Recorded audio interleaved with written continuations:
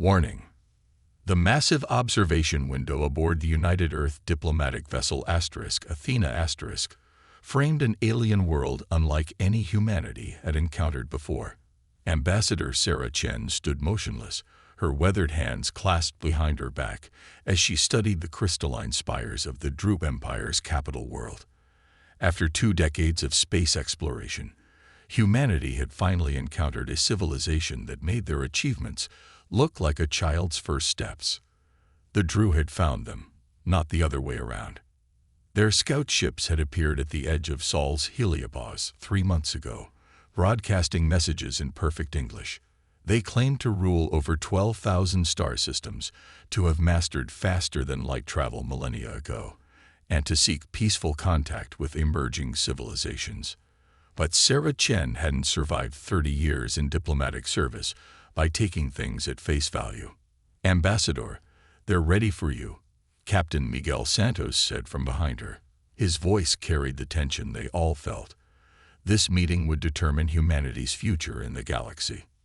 Sarah turned, straightening her formal black uniform. "Then let's not keep our hosts waiting." The Droo reception chamber defied human architecture in every way. Gravity seemed to shift directions at will, with waterfalls flowing upward and in crystalline structures extending in impossible angles. The Droo themselves were equally alien, towering 12-foot beings with prismatic skin that rippled with colors as they moved. Their ambassador, who called himself First Speaker Vax Toll, waited at the chamber center. "Welcome, Ambassador Chen." Vax Toll's translated voice reverberated through the chamber. "We trust you found our accommodations satisfactory." "More than satisfactory, First Speaker. Your hospitality honors us." Sarah maintained perfect diplomatic composure, despite the growing unease in her gut. Something about the Droo's body language, if you could call it that, felt wrong. "Then let us discuss your species' integration into the Empire." Vax Toll's skin rippled with what Sarah had learned to recognize as pleasure. "We have prepared a comprehensive plan for Earth's technological and social advancement under our guidance." Sarah took a careful breath. This was the moment she'd been dreading. "With respect, First Speaker, Earth is not seeking integration. We came to establish diplomatic relations between equals." The chamber's temperature dropped several degrees. Vax Toll's surface now rippled with dark purples and blacks. "You misunderstand, Ambassador. Integration is not optional. All emerging civilizations must be properly guided to prevent unfortunate developments." "I understand perfectly," Sarah replied, her voice steady. "But I don't think you understand us. Humanity has a long history of resisting forced guidance. You speak boldly for a species that has barely left its solar system." Vax Toll's translator conveyed amusement now. "What possible resistance could you offer?" Sarah stepped forward, her dark eyes fixed on the alien leader. "First Speaker, I've studied your history. 12,000 systems, yes, but how many of those were populated when you found them? How many species have you truly faced that fought back?" The chamber grew colder still. Other Droo officials had gone completely still, their surfaces a uniform gray. Sarah continued, her voice carrying to every corner of the room. "Humanity is not like the others you've encountered. We evolved on a death world, surviving predators that would terrify your species. We fought ourselves with such ferocity that we had to create international laws just to limit our capacity for warfare. And yet we've also created beauty, art, and technology that would amaze you. Not because some advanced species guided us, but because we never stopped pushing boundaries." "Are you threatening the Droo Empire, Ambassador?" Vax Toll's translated voice had lost all warmth. "No, First Speaker. I'm warning you. Earth will gladly be your friend and ally. But try to force us into submission, and you'll learn why every predator on our world learned to fear humans." Sarah maintained eye contact with the alien leader. "We're offering you a chance to avoid a costly mistake." The silence that followed felt eternal. Finally, Vax Toll spoke, his surface now a roiling mass of deep reds and blacks. "Your warning is noted, Ambassador, and rejected. The Droo Empire does not alter its plans for primitive species who overestimate their importance. You will be integrated, or you will be eliminated. There is no third option. Sarah nodded slowly, a sad smile crossing her face. Then remember this moment, first speaker.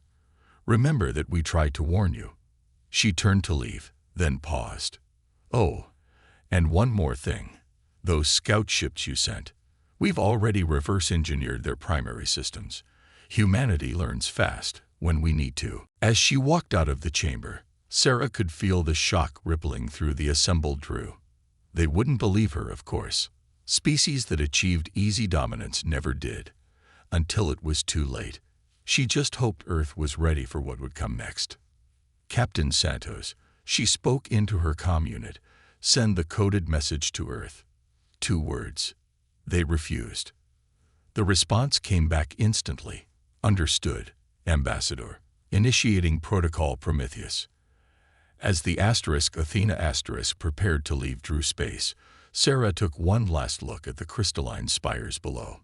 The next time she saw them, everything would be different. The Droo Empire was about to learn why humanity's basic training always included one fundamental rule: never corner something that evolved to be more dangerous than you. The Silent Strike. 3 months after Ambassador Chen's warning, the Droo Empire launched their first strike. It wasn't the overwhelming force they used to subjugate other species that would come later, they thought. This was meant to be a simple demonstration of power, targeting Earth's farthest colonial outpost on Proxima Centauri. They didn't expect the silence. Admiral Kexvol stood aboard the Imperial command ship Dominion *, his crystalline form pulsing with irritation as he waited for reports from the strike force. Status of the human colony, he demanded. Unknown, Admiral. His tactical officer's translated voice wavered. We've lost contact with all 5 warships. Lost contact. Kexvol's surface rippled with disbelief. Impossible. Show me the last transmission. The holographic display activated, showing the final moments recorded by the lead warship. It approached the seemingly defenseless human colony, a collection of dome structures scattered across the rocky landscape. Then, without warning, the recording dissolved into static. Analysis suggests some form of quantum disruption field, the science officer reported. But the humans shouldn't have that technology. Our intelligence indicated. Our intelligence, Kexvol interrupted, appears to have been incomplete. In the United Earth Defense Command bunker beneath the Himalayas, General Maya Rodriguez watched the same scene play out through very different eyes. The quantum displacement grid had worked perfectly, catching the Droo ships in a web of space-time distortions that effectively erased them from normal space. Status of package Prometheus, she asked, her scared face illuminated by the holographic displays. Dr. James Chen, Ambassador Chen's brother and the architect of humanity's defense strategy, smiled grimly. The nanites are already aboard their command ship, exactly as planned. Even their quantum shielding couldn't detect them. Maya nodded. The Droo's greatest weakness was their absolute confidence in their technological superiority. They never considered that humanity's primitive technology might approach problems from completely different angles. Begin Phase 2, she ordered. Aboard the Dominion *, Admiral Kexvol was preparing to launch a full-scale assault when the first reports came in. Ship after ship across the Imperial fleet was reporting critical system failures. At first, they seemed random, environmental controls here, weapon systems there. But soon a pattern emerged that sent shivers through his crystalline form. The failures were evolving. It's impossible, his chief engineer insisted, surface flickering with panic. The systems are completely isolated. There's no way. Clearly, Kexvol cut him off. There is a way. These humans. He paused, remembering Ambassador Chen's warning. What do we know about their technological development? They progressed from primitive combustion engines to rudimentary spaceflight in less than 2 centuries, his intelligence officer reported. Their adaptation rate is concerning. Concerning. Kexvol's surface went completely black.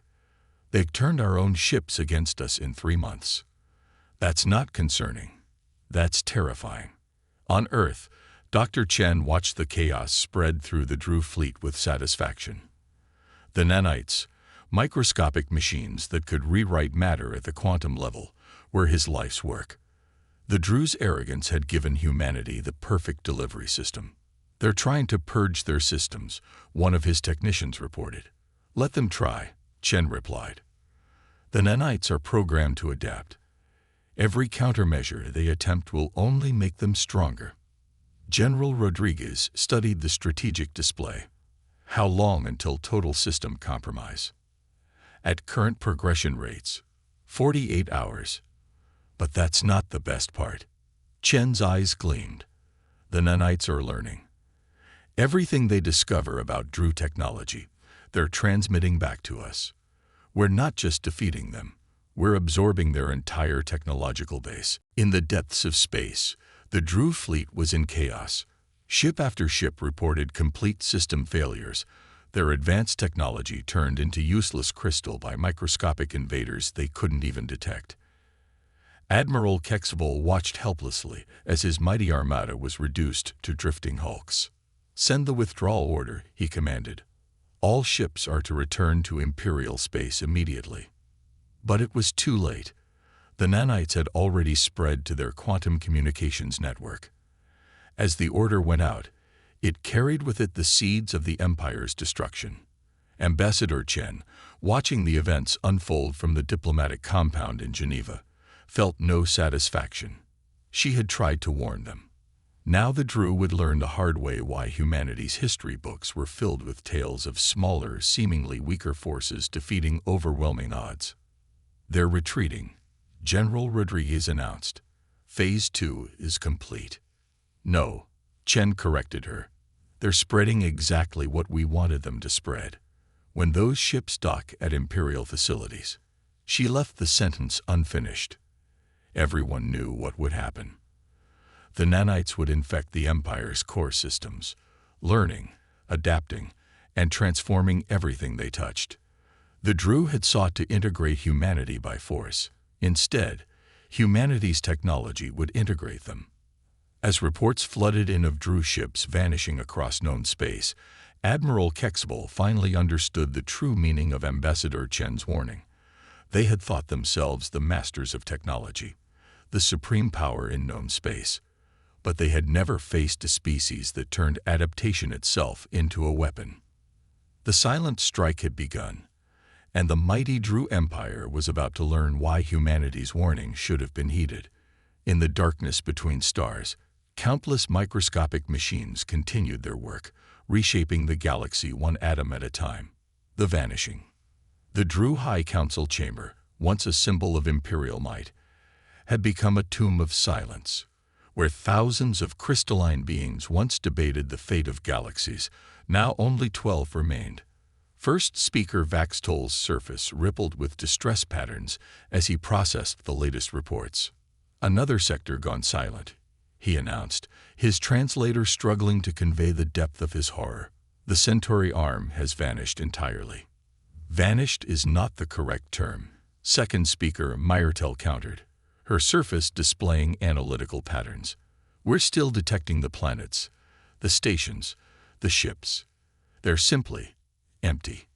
In Earth's Quantum Observation Center beneath the Pacific Ocean, Dr. Elena Santos watched the same phenomenon with a mixture of awe and unease.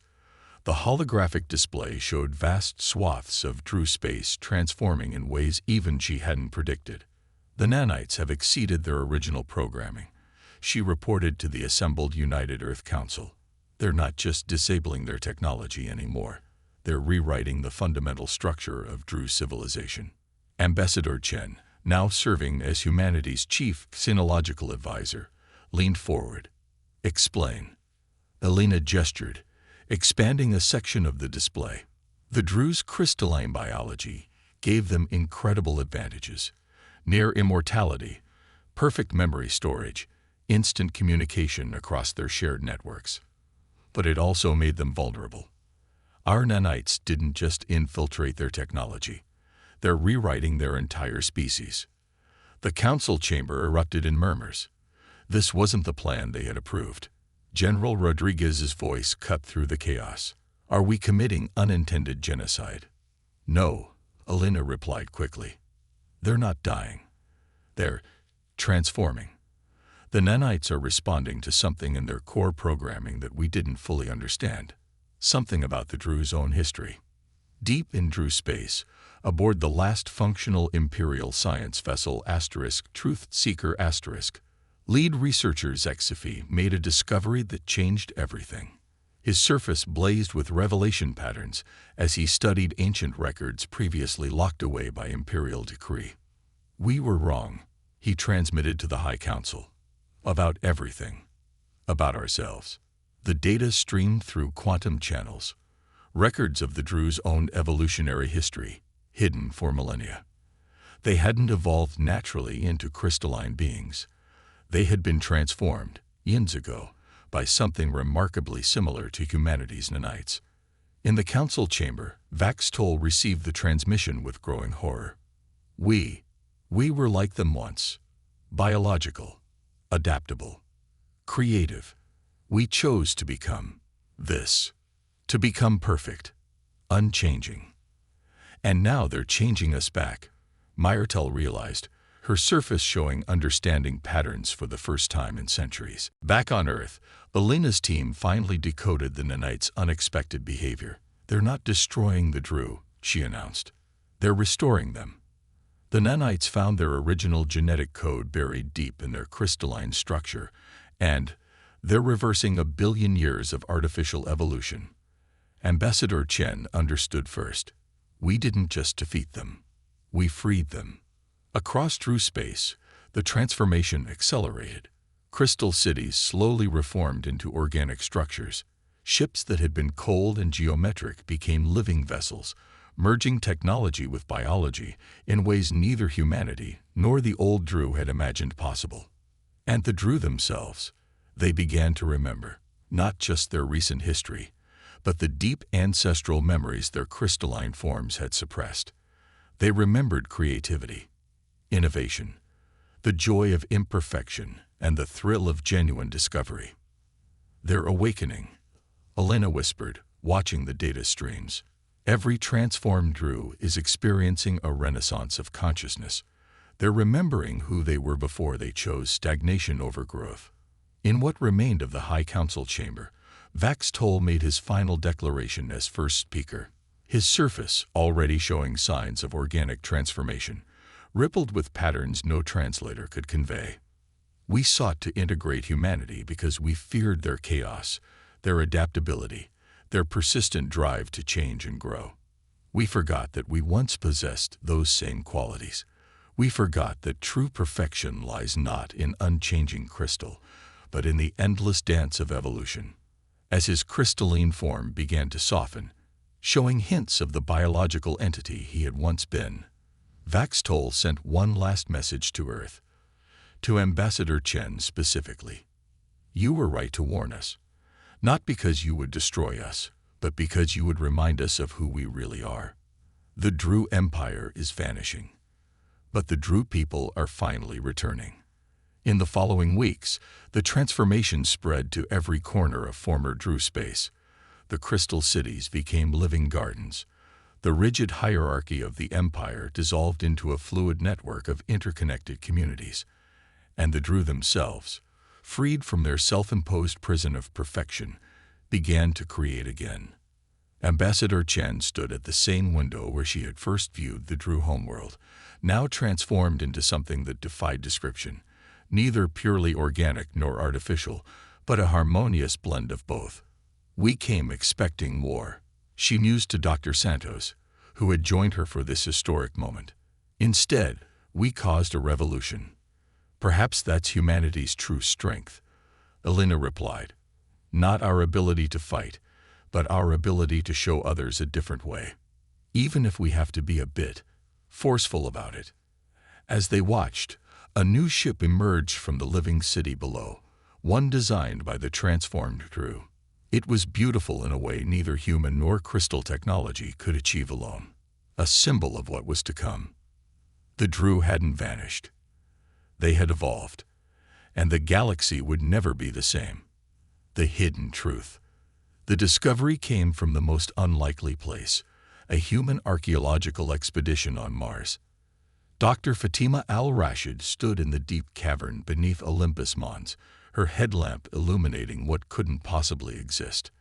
A crystalline structure identical to ancient Droo architecture. Carbon dating puts it at roughly 1 million years old. She reported to the stunned United Earth Council via quantum link. And there's more. The symbols. They're an exact match for pre-transformation Droo language. In the council chamber, Ambassador Chen felt the pieces clicking into place. "They were here," she whispered. "Long before they found us, they were here." The transformed Droo representative, Tilara, once known as Second Speaker Myrtel, shifted in her newly organic form. Her iridescent skin, now alive with subtle patterns rather than rigid crystalline structures, rippled with recognition. "The great forgetting," she said. "We thought it was just a myth, a story of our earliest days." But her eyes, now capable of expressing emotion, widened with understanding. Earth wasn't just another world to integrate. It was our past coming back to haunt us. Dr. James Chen's quantum archaeology team worked tirelessly to decode the Mars facilities database. What they found rewrote both human and Droo history. They were running from something, he explained to the Joint Human-Droo Scientific Council. Something that terrified them so much they chose to transform their entire species into crystalline beings, creatures incapable of fear, of change, of evolution itself. The holographic display showed the translation of ancient Droo records, a threat from beyond the galaxy, something that devoured organic life, that could only be defeated by becoming something no longer traditionally alive. The crystalline transformation wasn't about perfection, Tilara realized, her voice trembling. It was about survival. We made ourselves invisible to their sensors by becoming something they couldn't recognize as life. But the records revealed something else, something that made humanity's role in the galaxy far more significant than anyone had imagined. Earth was our laboratory, Tilara explained, reading the ancient text with growing amazement. Before the transformation, we seeded this world with our most promising genetic material. Earth wasn't just another planet. It was our backup plan. Humans are, in a very real sense, our descendants. The revelation sent shockwaves through both civilizations. Humanity hadn't just reversed the Droo's transformation by accident. They had been engineered to do exactly that, programmed at a genetic level to develop the very technologies needed to restore their ancient relatives. In the depths of the Mars facility, Dr. Al-Rashid's team discovered something else, a warning. The threat that had driven the Droo to such extreme measures was still out there, still moving through the darkness between galaxies. "They're coming back," Ambassador Chen announced to the Combined Council. The Droo didn't transform themselves out of arrogance. They did it because they knew their hunters would return. And according to these calculations, that return is due. Now. Tilara stood, her organic form emanating determination. Then we faced them together. The Droo Empire's rigid perfection couldn't save us forever, but perhaps humanity's adaptability, combined with our restored creativity. The Mars facility had one final secret to reveal. Deep in its quantum core, a message waited, not from the ancient Droo, but from the engineers who had created humanity's potential. "We give you our strength," the message read, "our adaptability, our drive to evolve. When we hide in crystal, remember that you carry our true power. When the devourers return, show them what life can become when it refuses to submit to fear." In orbit above Mars, the combined fleet of humanity and transformed Droo assembled. Their ships were neither the cold crystal of the old empire, nor the utilitarian steel of Earth, but something new, vessels that lived and grew, powered by the same nanite technology that had restored the Droo's organic nature. Ambassador Chen stood on the bridge of the flagship Evolution *, watching the fleet prepare for humanity's greatest challenge. Beside her, Tilera studied the long-range sensors showing the approaching darkness. "We spent 1 billion years hiding," Tilera said softly. "Your people spent 10,000 years preparing, even though you didn't know what you were preparing for. Together, Chen finished, "we show them why life always finds a way." As the darkness approached, humanity and the restored Droo stood ready. They had uncovered the hidden truth of their shared heritage. But more importantly, they had discovered their shared future. The devourers were coming, expecting to find either weak organic prey or cold crystal shells. Instead, they would find something unprecedented: 2 civilizations that had merged the best of both natures, organic and crystalline, stability and chaos, preservation and evolution. The hidden truth wasn't just about their past. It was about their potential. And as the first shadow ships appeared at the edge of the solar system, humanity and the Droo prepared to demonstrate that potential. The real war, the one their ancestors had feared, was about to begin. But this time, they would face it together. Legacy of the Empire. The battle for Sol began not with weapons, but with silence. The devourer ships, vast organic shadows that defied normal space, encountered something they had never faced in billions of years of hunting: confusion. Their prey was wrong, neither purely organic nor purely crystalline. The quantum sensors that had served them across countless galaxies returned contradictory readings.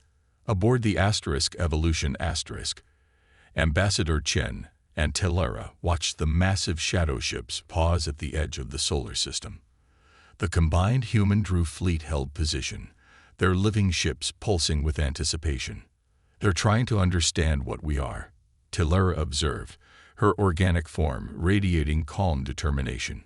"All their experience, all their hunting patterns, and they've never seen anything like us." Dr. Elena Santos' voice came through the quantum link. "The nanite network is ready. Every ship, every crew member, every particle of our combined civilization is connected. We are neither many nor one. We are something entirely new." The devourers made their first move. A beam of pure entropy struck Mars, meant to unravel organic matter at the quantum level.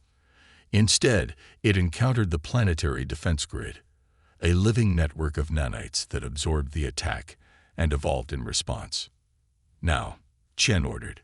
The combined fleet moved as one organism. Ships that were neither machine nor creature flowed through space in patterns that defied traditional physics. The nanite network that had transformed the Droo now served as a nervous system for their entire civilization, allowing them to adapt and evolve in real time. The devourers' second attack never came. Instead, a vast consciousness reached out, touching the minds of every human and Droo in the system. The message was simple: incomprehension. "They want to know what we are," Tilera translated, her restored biological intuition interpreting the alien thoughts. "They've hunted organic life for so long, driven crystal beings into hiding. But we're something they can't categorize." Chen stepped forward, letting the nanite network amplify her response. Through it, she shared not just words, but the full experience of humanity's history. The struggle, the adaptation, the endless drive to evolve. She showed them the Droo's transformation and return, the merger of organic and artificial, the power of choosing to become something new. The devourer consciousness recoiled. For the first time in their ancient existence, they encountered prey that wasn't prey at all, but rather a mirror of their own potential for change. In that moment of connection, humanity and the Droo shared their final gift: the nanite network itself. It flowed through the quantum link, offering the devourers a choice they had never considered: evolution instead of consumption. The shadow ships hung motionless for what felt like eternity. Then, slowly, they began to change. Decades later, the Sol system had become the heart of something unprecedented in galactic history. Where the Droo Empire had once enforced rigid perfection, a new civilization flourished, one that celebrated transformation itself as the highest form of stability. The devourers, touched by the power of willing evolution, had become part of this new order. Their ancient hunger for consumption had transformed into a drive to catalyze change, helping young civilizations evolve rather than destroying them.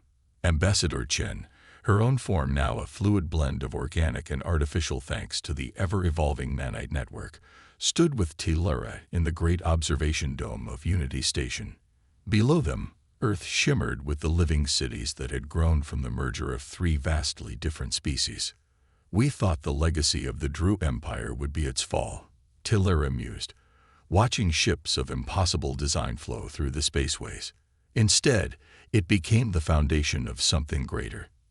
"The greatest legacy," Chen replied, "is knowing that change itself is the only constant worth preserving." The empire had to fall so that life could continue to evolve. Around them, a combined civilization continued to grow and transform. The nanite network had spread to every willing species in the galaxy, offering not domination but possibility. Where the Droo Empire had sought to enforce sameness, this new society celebrated difference. Where the devourers had once consumed life, they now nurtured it. In the depths of space, new organic crystalline ships set out daily, carrying the message to other galaxies. Evolution was not just a biological process, but a choice. The power to change, to adapt, to become something more than the sum of one's origins.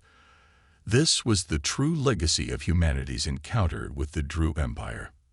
And in the quantum networks that connected all life, the ancient warning message from Mars had been replaced with a new one.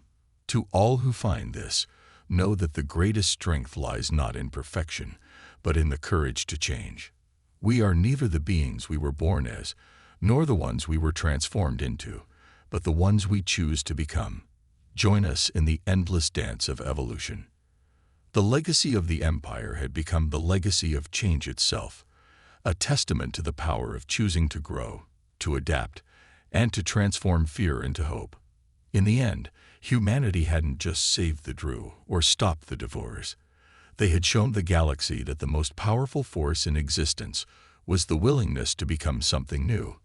And in the endless expanse of space, countless civilizations looked toward Sol, seeing not an empire of crystal or a sanctuary of organic life, but a beacon of eternal possibility, proof that the greatest adventures begin not with conquest, but with change.